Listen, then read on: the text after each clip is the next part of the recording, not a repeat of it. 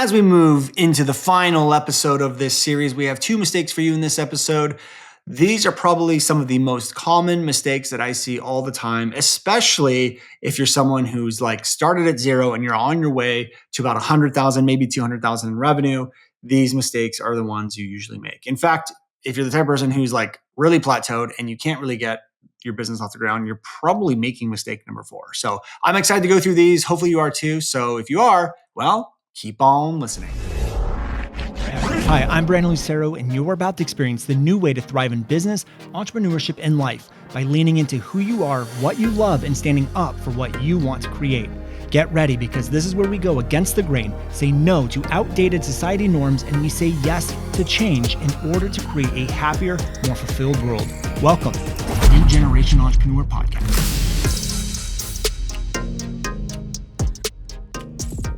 Hey everyone, welcome back to another episode of the New Generation Entrepreneur Podcast. Doing another night session tonight. Turning that ring light up.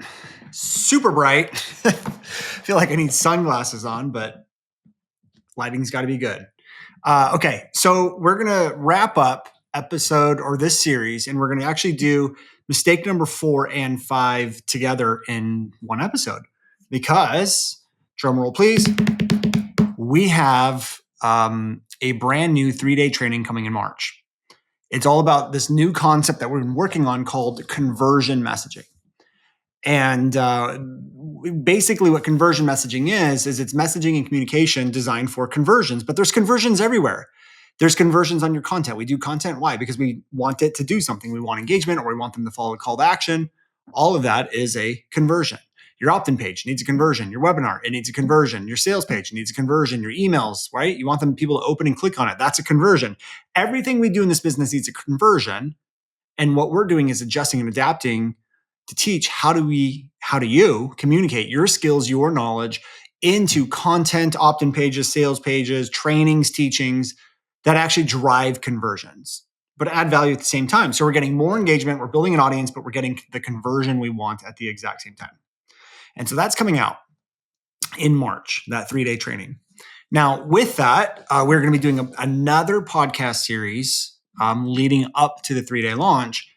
But because of timing and calendar issues and scheduling the series, I had to wrap mistake number 4 and 5 in this series into one episode. But it's okay because they're kind of short mistakes, easy ones to fix, but I did want to include them in here. And so let's just hop right into it. The fourth marketing mistake that people make is that they don't understand the difference between marketing and offer. And they're two completely different things. And the reason why I bring this up is because we hear it all the time.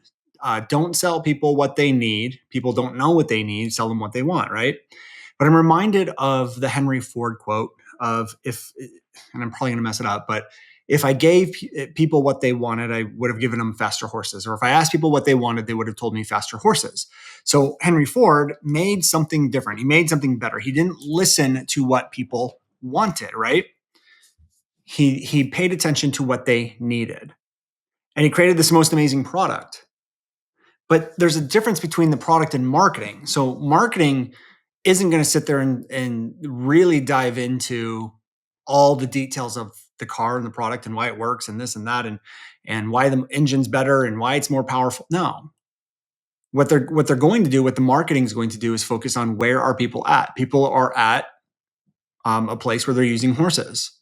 And why are they not going to want horses anymore? Because they want to go faster. That's the problem. Is they didn't want the car. They just wanted to go faster. And so when we start to understand that marketing is supposed to meet people where they're at, our marketing starts to shift and change. It's about going faster. Okay. It's not about the car. It doesn't matter. It could have been an airplane that he created as long as it goes faster. It could have been a chair. It could have been, I don't know, whatever. It could have been anything. As long as people got to go faster and easier and more comfortable, it didn't matter what it was. It didn't have to be the car. It has nothing to do with the car. So the marketing shouldn't be about the car. They don't even know they want the car. They don't even know what a car is. But it's about meeting people where they're at and understanding what it is they want or what they think they want. So the marketing around that should be something around going faster. It's like, um, have you ever thought about how you can make your horses go faster? What if you didn't even need a horse at all to be able to go faster and it was more comfortable? It's like, well, now people are listening. You met them where they're at. They're at using a horse. They want to go faster. What if it was more comfortable? And again, all of these things happen, and that's the marketing of it. All of these things happen because you're meeting the audience where they're at. And right now in the course industry, in the course space, a lot of you guys are trying to convince people of the product. You're trying to take the car that you created and tell people how awesome the car is. But people don't care about the car. They care about solving the problem that they have. They care about the solution in a way that's going to solve those problems. They don't care about how cool you think the product is because they don't think they need all of that stuff. So get them in on what they want. But again, you have to meet them where they're at. And then once they're in, you can into the program, you get to fully explore all the bells and whistles and what the thing actually is. It's much like the car, right? So you have an ad or you go to a car salesman, right? And so maybe the sign out front says, go faster than any horse in while enjoying the comfort of a couch or something like that, right? So people come in, they buy the car, or they even sit in the car, they test drive the car. And at that point, now they start to experience what a car actually is. They start to learn the ins and outs, that it's gasoline, it has a combustion engine, and all of this other stuff. Because now they're at a place to be able to learn it. They either bought the car or they're like on the fence of buying the car, but they're at a different place. And so a lot of course creators, they don't understand the difference between marketing and offer. They're two totally different things. So marketing meets people where they're at, but the product is what's going to give people what they need.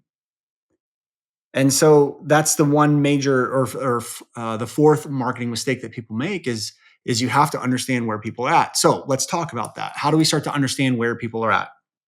Well, first and foremost, one of the things that we want to do is start paying attention to problems. So again, you probably heard me say this 1.5 million times if you've listened to this podcast, but what you've probably heard is me saying you have to meet people where they're at, which is a problem. People will buy your course and your product because they think it will solve a problem. But if you don't understand the problems, and I'm talking about real, actual, specific problems, not generalized things like, hey, are you overwhelmed? Or are you tired? Or are you overweight? Or do you have too much stress? Like, no, what are the actual freaking problems, man? Like, what are the problems that people are going with? Like, if a video camera was capturing it, what is the video camera saying? So instead of saying overwhelmed, it's like you sit down at the computer and you sit there for 10 minutes staring at the screen because you don't even know what to start on first because you have so many things to do. That's overwhelm. What would another one be? If you're a mom, stay-at-home mom, it's like, and you always feel like you have to yell at your kids. It's like, do you wake up every morning and you have to yell at your kids minimum 3 times just to get them out the door on time for school. And then every night you feel guilty about it and you tell yourself you're going to do better the next day. And then it doesn't actually happen. And you repeat that cycle, and you've been repeating that cycle for at least 3 months, maybe even longer. So again, what are the specific problems? That's how we start to meet our audience where they're at. That even means content. We can let those things inspire our content. So with the mom example, we could say three reasons why you have to yell at your kids or 3 reasons why you yell at your kids in order to get them to listen. How to get your kids to school on time without having to yell at them. 3 signs you're yelling at your kids because of a dysregulated nervous system. Again, there's 3 pieces of content I just made up at the top of my head, but it was all inspired by where our audience is at. Okay. So now if we were going to do an ad, we could say an ad that says, hey, are you a mom who's tired of having to yell at your kids in order to get them out the door ready for school every morning? And do you sit down every night before you go to bed and say, I'm going to do better the next day because you feel guilty about it, and then you never really do? And then boom, the ad just focused on where they're at. You captured their attention. They made them feel heard, validated, understood. So those are just 2 examples. One was content, one was ads. And now they feel heard, they feel understood, they feel validated. You got their attention. The content also is more relevant to them. It's more relatable to them. because you're meeting them where they're at. And nowhere in there did we ever talk about solution, really. Maybe a little bit when I said nervous system, but not really. Like, we didn't really talk about it. So that's the difference between the marketing and the product. And so what we have to do is we have to start focusing in on what I call them relevancy triggers. And this is something we'll talk about more in March.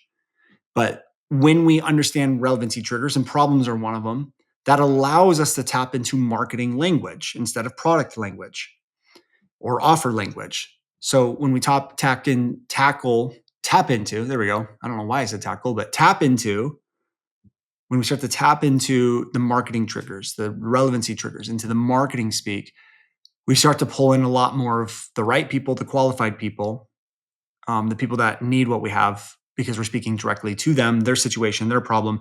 But we can also use things like identity and values and a bunch of other stuff. Again, we'll talk more in depth in this in March. But this is all the first step of conversion messaging. So that's mistake number 4, is you don't understand the difference between marketing and the offer or the product and the solution. Understanding this is going to be huge, because I guarantee that if you have an engagement problem, you have a conversion problem, you have a show up rate problem, I can promise you, you're just not being relevant enough to what your audience is going through right now, because it doesn't feel like you're speaking to them. And on most cases, you're probably talking about the product or the solution, or you're trying to convince them of things you know they need, but they have no clue. So let's move on to 5. That was number 4.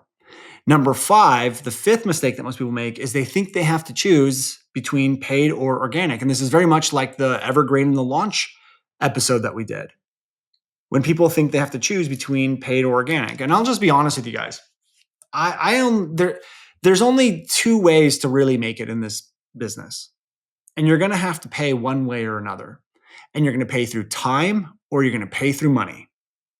So we can run ads, which is the paid side of it, and you're going to get instant. Like, you could get leads literally within the hour of the ad running. You can start building your email list and do all that stuff, but it's going to cost you money, right? Or the other way is organic, and organic's going to cost you time. There's no way around it. It just is. Even with me, like, you could have the best messaging in the world, but building an audience organically is going to take time. It's not overnight. And we can speed up that time, and that's what our program is designed to do, is speed up that time, but it's still going to take time. It's still going to take effort. It's still going to take work, a lot of work, but you can do it, and it's going to take time. And that's to be honest with you, that's what I did when I first got started. I paid with time. It took me years to get my business off the ground, years living with my in-laws, years of doing that. And then now I pay with both. And so again, we get into this debate of, do I do paid or do I do organic? And in the beginning, you can choose one or the other. That's fine. Most people that are in the beginning, because they don't have the money and they don't want to go in debt, which sometimes you do have to do because you're a business owner, but they don't want to. And that's nothing wrong with that, because that's exactly what I did. You can still make it and do well. But most people will start with organic. But at some point, even if you start with organic and you start to grow, you do want to incorporate paid. But also, there's ways to run ads and do ads with not a big budget. You don't need a lot of money. When I got started in the space, I don't think Facebook ads were even a thing. I don't think they even existed. Literally, I think I got in this industry 15 years ago, I think, or something like that. So I don't think Facebook ads even existed. Maybe they did. I don't know, but it wasn't a thing for me. But here's the thing. What I've come to the conclusion of is that you need both. You need both paid and organic. And here's the reason why. The way I like to describe to people is like, your business is a bicycle, and paid could be one wheel and organic can be the other. If you only have one running and functioning and doing well, you're only going to go so far, and you're only going to go so fast. Well, I guess you could go pretty far, but you're only going to go so fast, and it's going to be a lot more work. But when you have both working together, like you do 2 wheels on a bicycle, both pumped up, you can fly down the road and be super fast. Like, it's a lot less effort to go a lot faster. Okay. So with 10 times less effort, you're going to go 10 times faster when you have both of the tires filled up. And there's a lot of ways to do it. Like, if you start to build a following organically, you get to remarket to all those people. So one of the biggest things that's going to happen is when you have an audience and you want to do a post to get them to sign up for a webinar, well, guess what's going to happen? Facebook, Instagram, TikTok, whatever, they're not going to show your post to every single one of your followers, only a very, very small percentage of it. However, if you incorporate paid with it, paid can now go target all of your followers. So now you're able to get in front of all your followers, all of your warm traffic because of paid.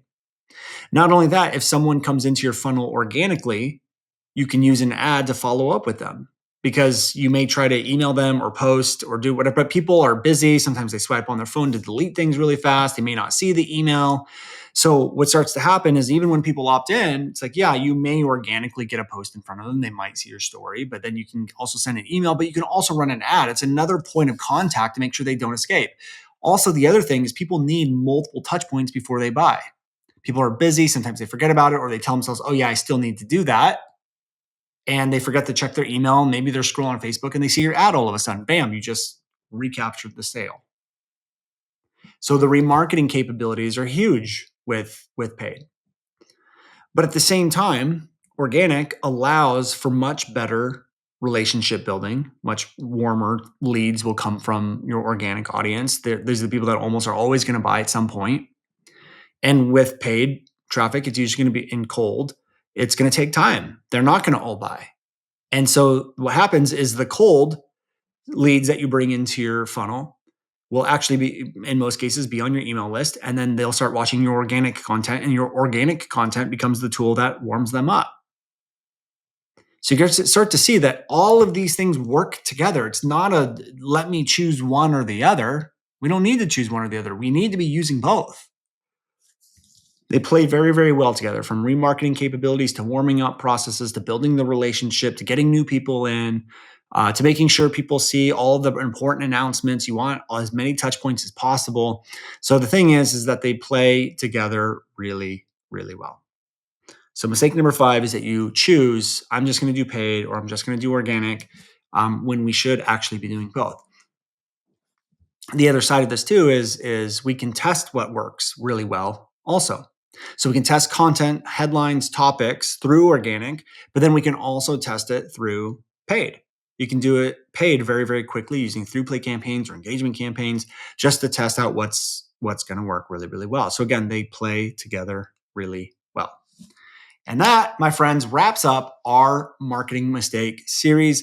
We went through the 5 different mistakes, everything from overteaching to evergreen versus launching, to marketing versus offer, to paid versus organic, to talking about solution. And I don't know, maybe I missed one, but I don't know. We talked about all of those. So the first thing I want you guys to do is stop making all of the mistakes in this series.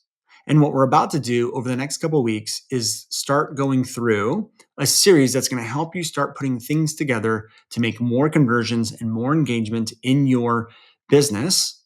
And that's going to lead us to our 3-day event in March, which is a brand new workshop all on how you can start creating your own conversion messaging everywhere inside of your business. I'm so excited for it.